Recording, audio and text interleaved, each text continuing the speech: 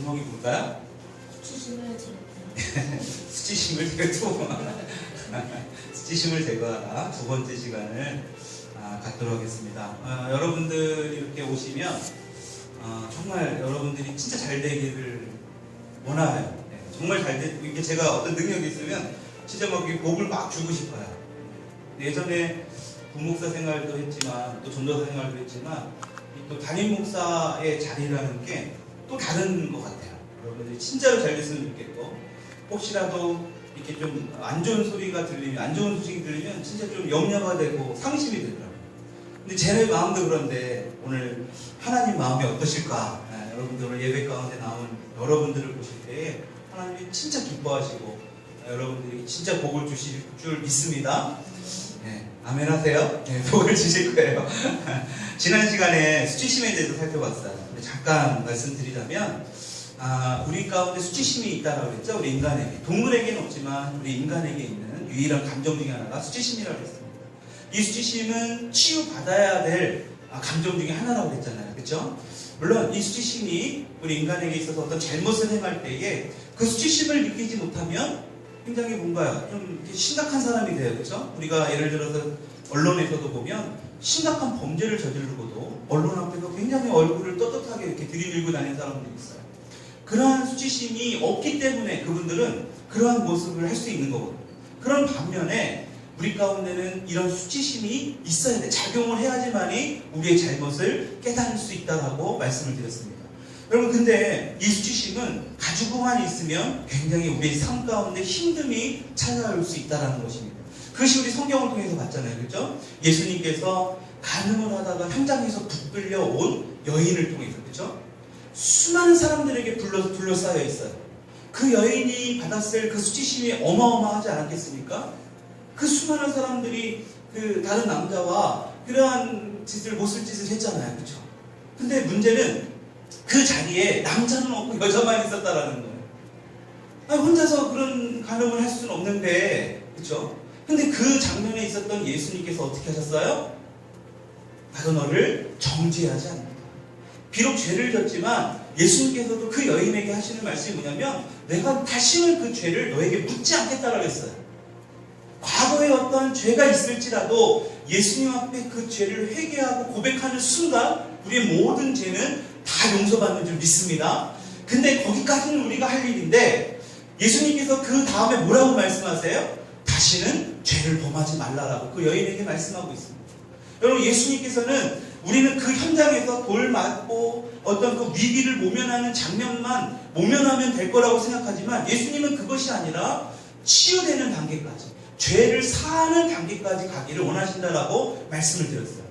그리고 나서 우리가 본문을 잠깐 말씀을 봤죠. 오늘 여호수아서 말씀을 보게 되면 어떤 배경이 있다고 그랬죠?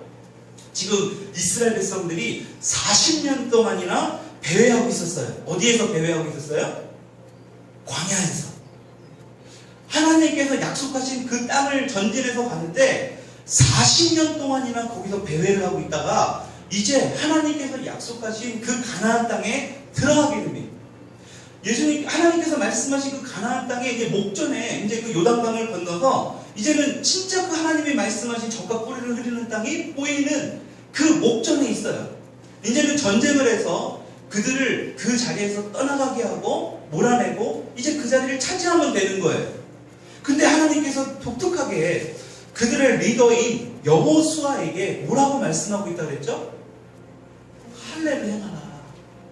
여러분 전쟁을 앞둔 사람들에게 여러분 싸움에서 전쟁을 해야 될 그 장정들 남자들에게 하나님께서 말씀하실 때 할례를 행하래요. 할례를 행하게 되면 보통 일주일에서 열흘 20일 동안은 꼼짝도 못하게 누워 있어야 됩니다. 그렇죠? 근데 하나님께서 왜 이런 전쟁을 앞두고 이들에게 할례를 행하라고 말씀하셨을까? 그 이유가 뭐라고 말씀드렸어요? 너희의 애굽의 수치를 제거하기 위해서. 애굽의 수치심을 제거하기 위해서. 애굽 안에서 그들이 어떤 자리로 있었어요? 종의 자리에 있었어요. 여러분 종이라고 한다면 주인이 하라는 대로 그냥 눈치나 보면서 말이죠. 굉장히 수동적인 성향.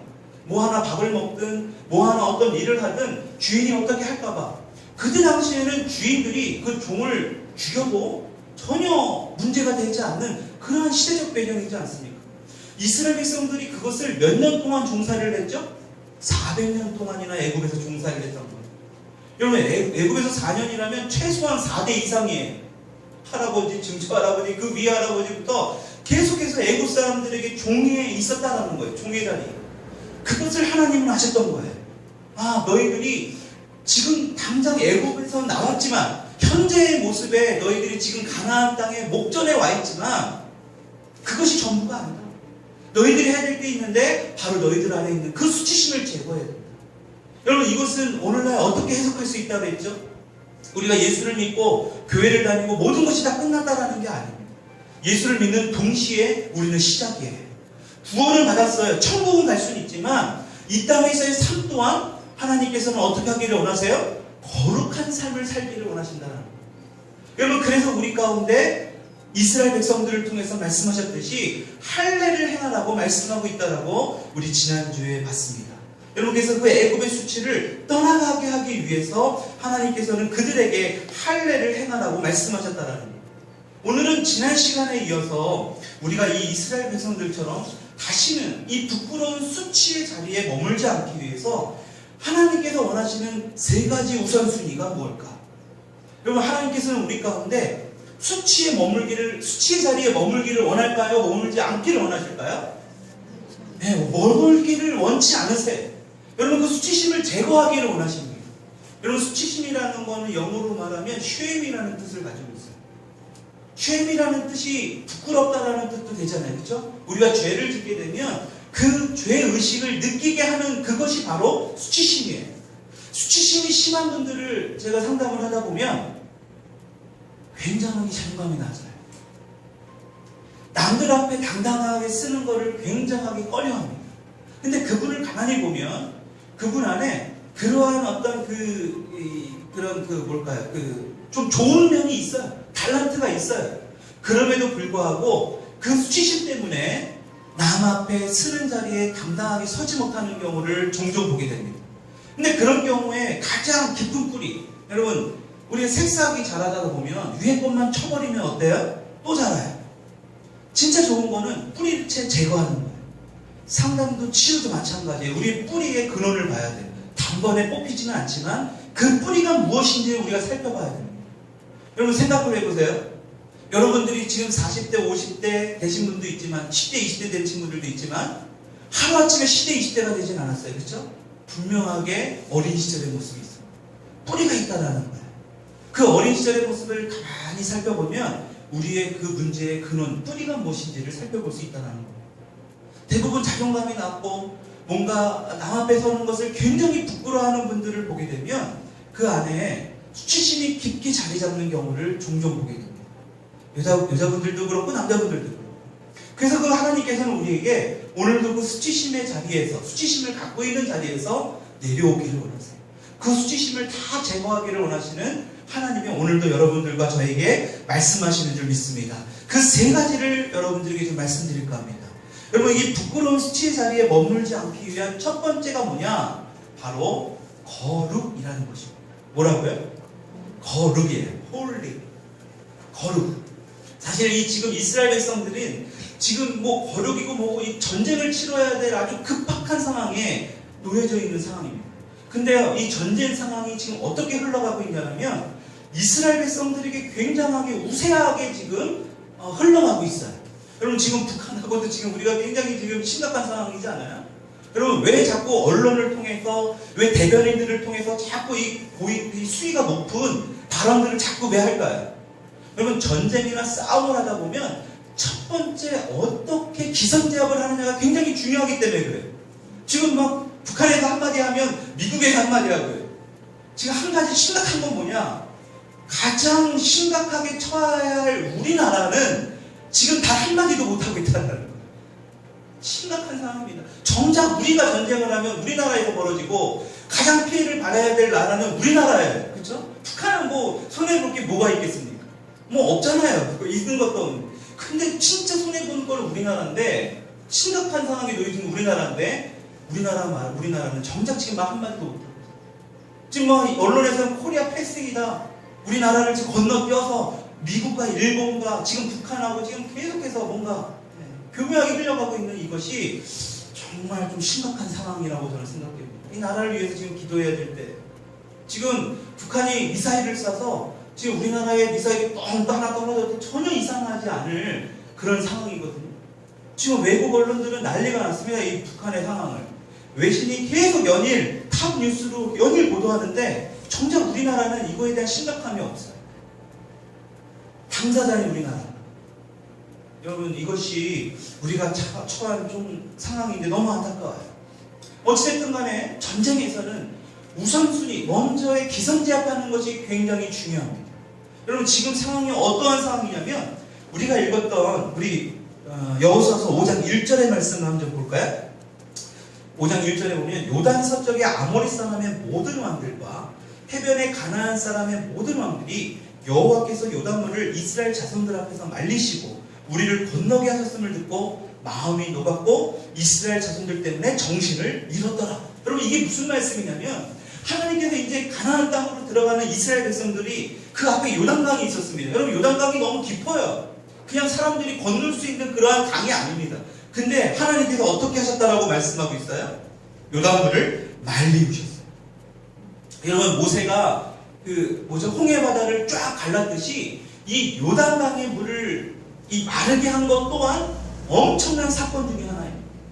여러분, 멀쩡한 물을 말리워서 이스라엘 백성들이 그 길을 건너서 막 진군하고 있는 거예요. 그것을 누가 봤다라는 거예요? 요단 서쪽의 아모리 사람의 모든 왕들과 해변의 가나안 사람의 모든 왕들이 그것을 들었다라는 거예요. 그 이야기를.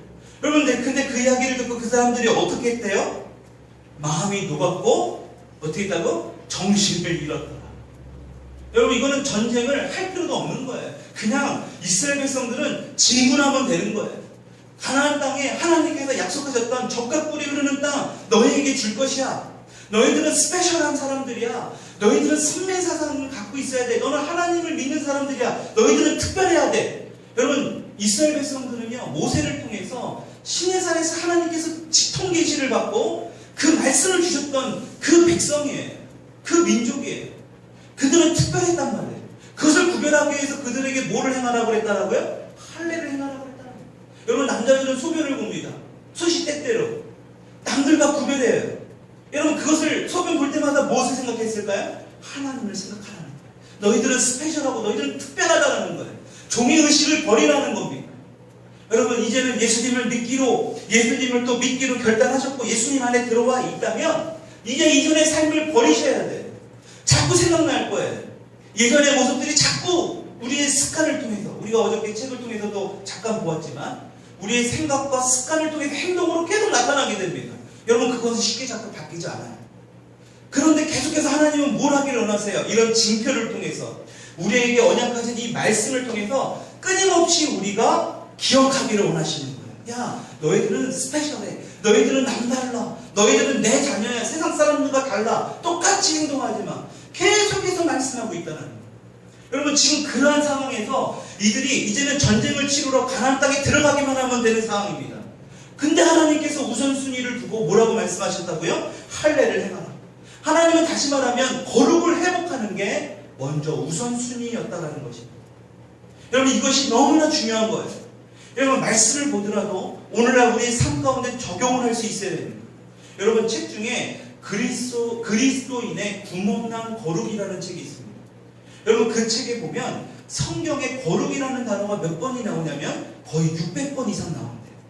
이 거룩에 파생되어져 있는 단어, 성화, 거룩한, 거룩하게 하다, 이런 뜻의 단어로 따지면 700번 이상이나 성경에서 계속해서 반복돼서 나오는 말이 바로 거룩이라는 것입니다. 그래서 레위기서 11장 44절을 보게 되면 이렇게 말씀되어 있습니다. 우리 같이 한번 읽어볼까요? 시작.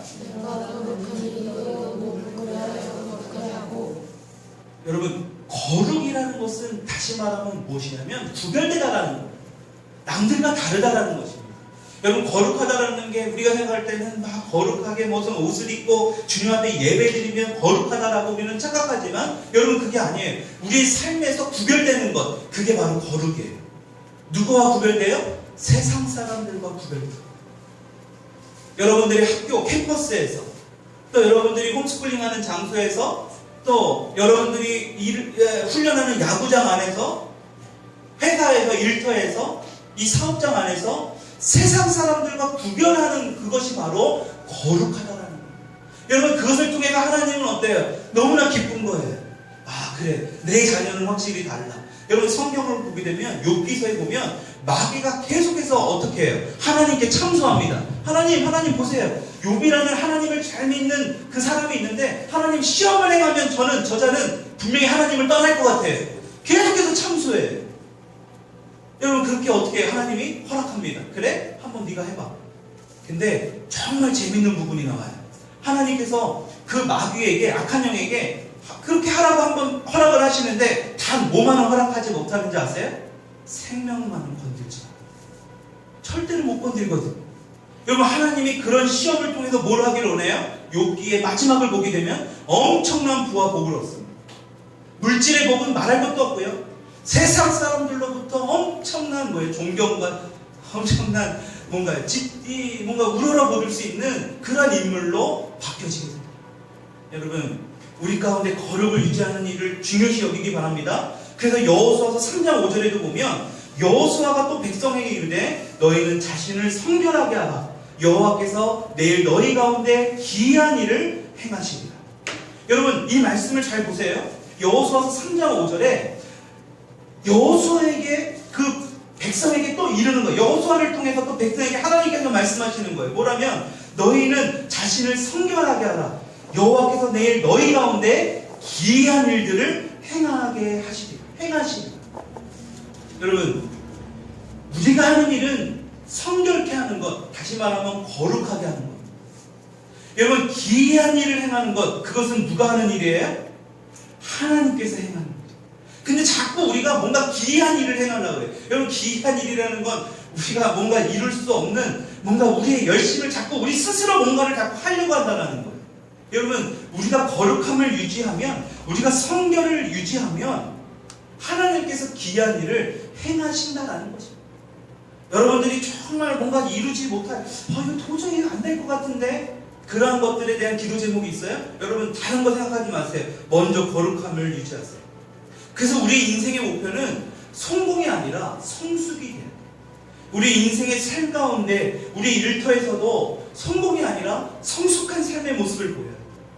가정에서도 마찬가지로 성공이 아니라 성숙한 삶의 모습이 된다. 여러분, 그래서 종교개혁가인 마틴 루터가 이런 이야기를 합니다.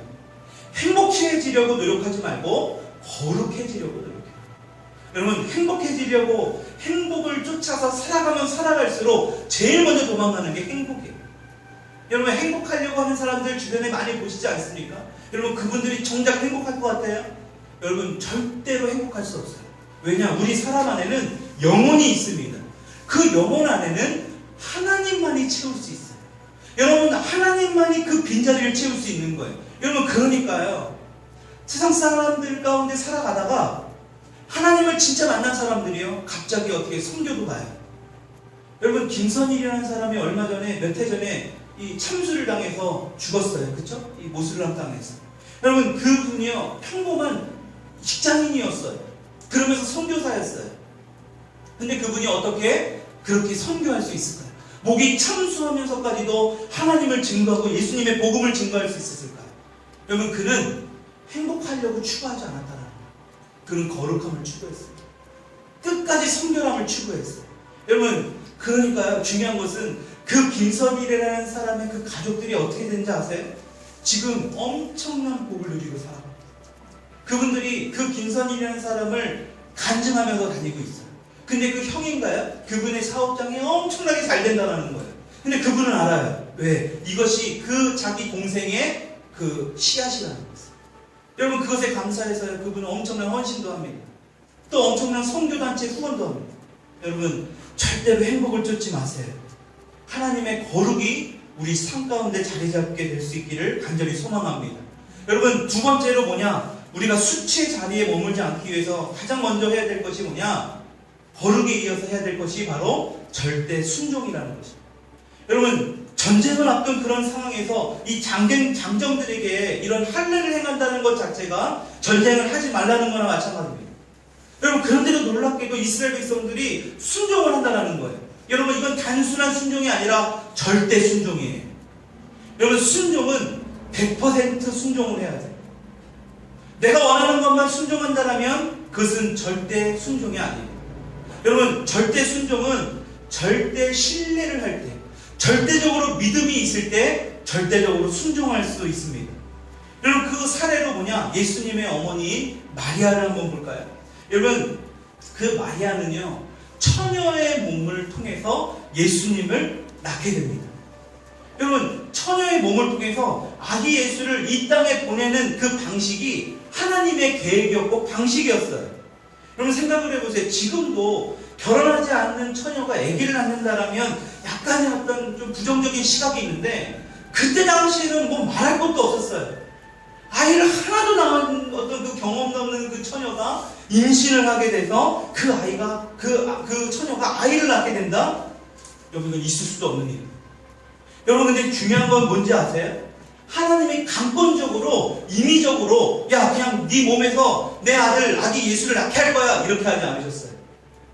하나님은 어떤 분이라고 제가 누누이 말씀드리죠? 인격적이신 분. 하나님이요, 강제적으로 하실 수도 있어요. 그럼에도 불구하고 물어보세요. 야, 내가 너의 몸을 통해서 아기를 낳을 거야.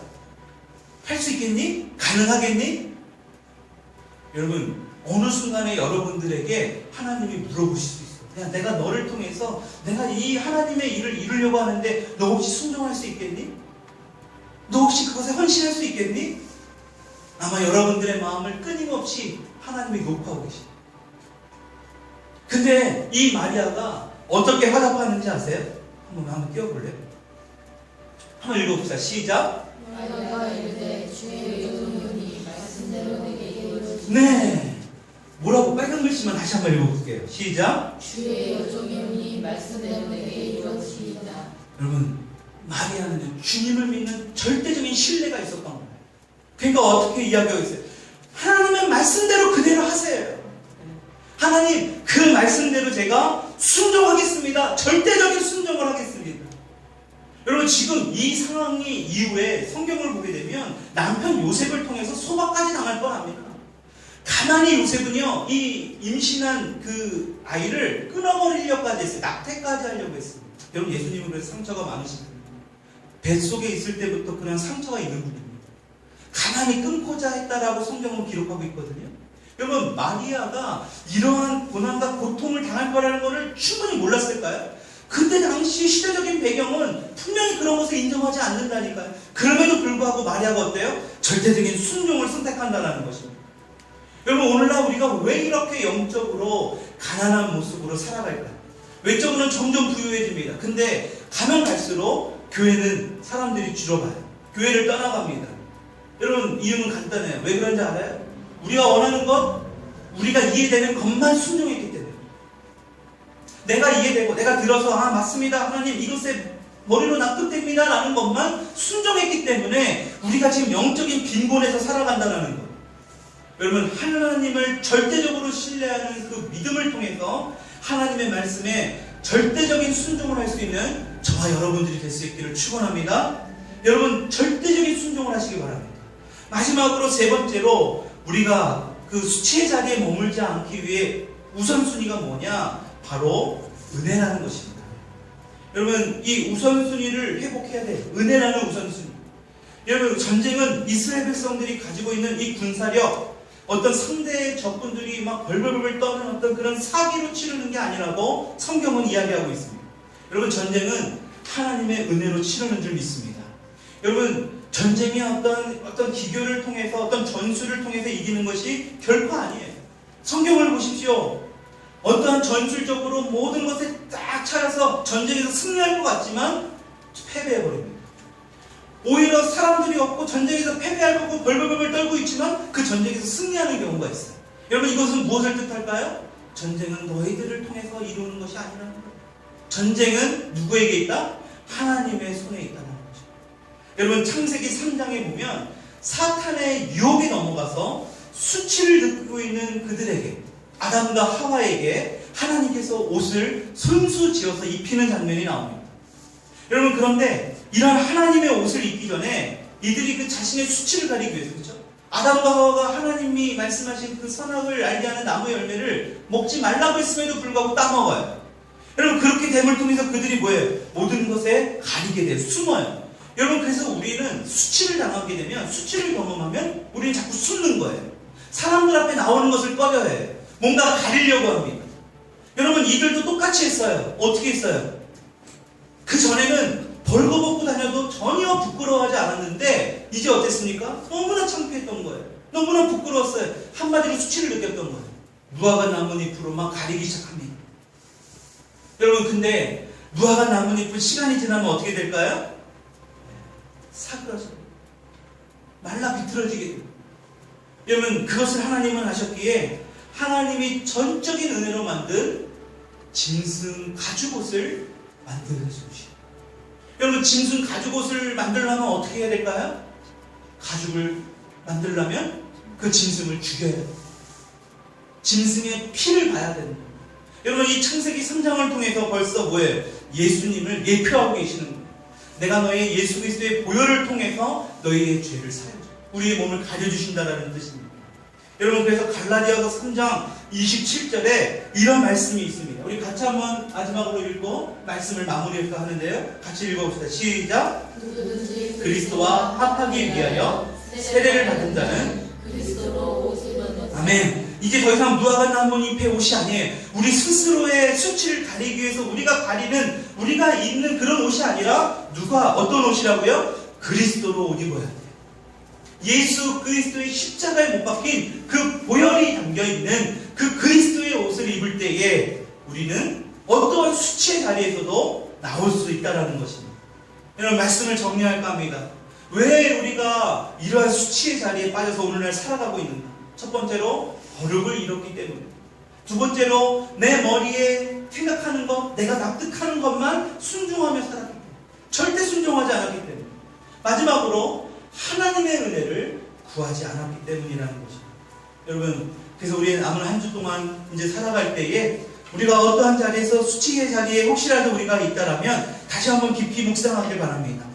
하나님의 말씀 안에서 거룩해지려고 노력해 보십시오. 여러분, 스스로 거룩해지기 쉽지 않아요. 그러나 우리의 의지가 필요합니다. 그 거룩해지는 것이 어려운 게 아니에요. 단지 뭘까요? 말씀과 기도생활, 찬양하는 것, 여러분, 그것만으로도 우리는 거룩해질 수 있어요.